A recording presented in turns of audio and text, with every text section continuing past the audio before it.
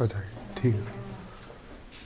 देखो बच्चों, बैठ जाओ बैठ जाओ।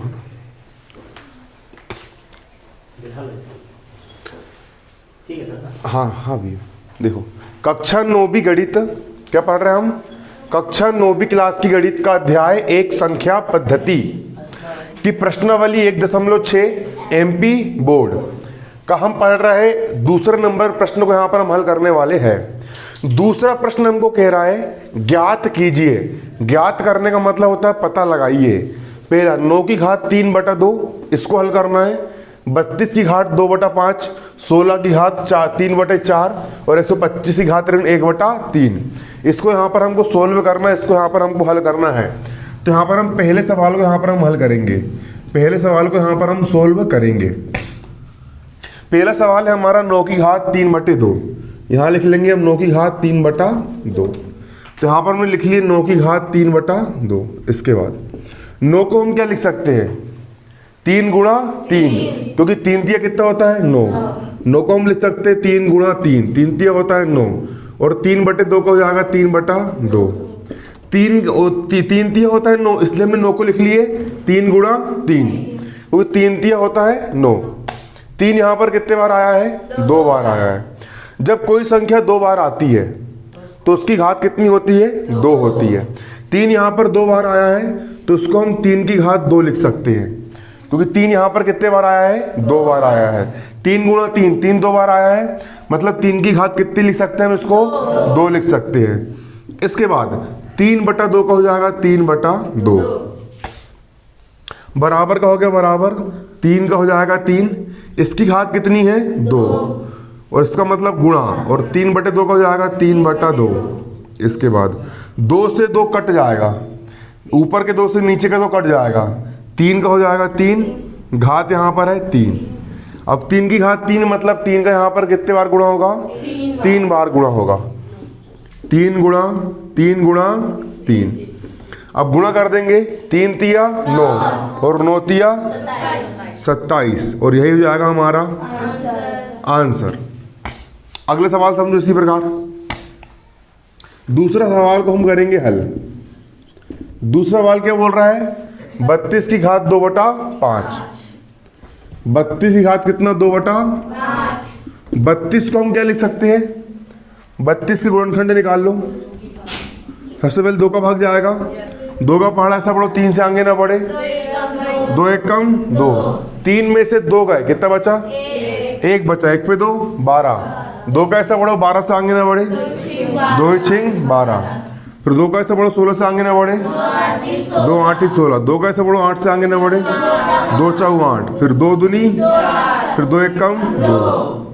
तो 32 को हम क्या लिख सकते हैं? 2 गुणा 2 गुणा 2 गुणा 2 गुणा 2।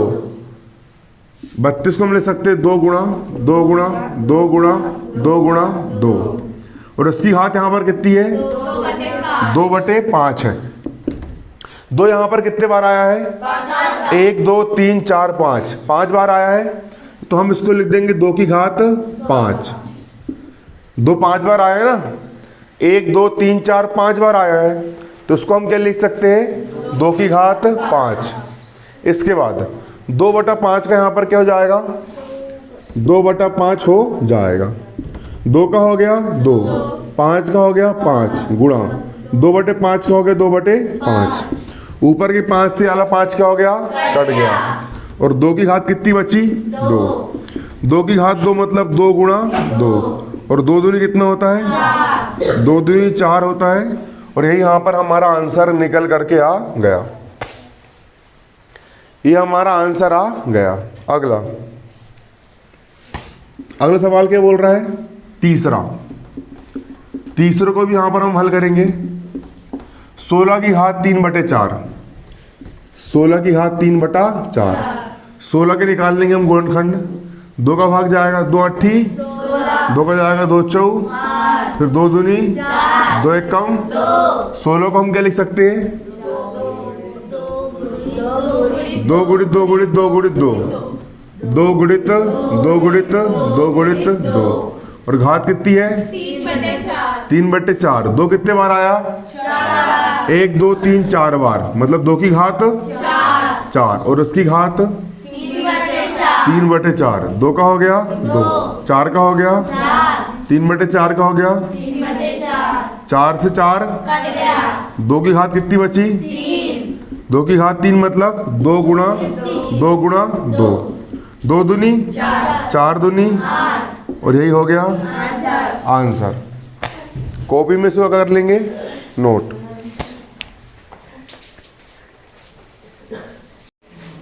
देखो लास्ट सवाल चौथे नंबर का कह रहा है 125 की घात ऋण 1/3। इसको आपको सरल करना है, इसको हमको हल करना है।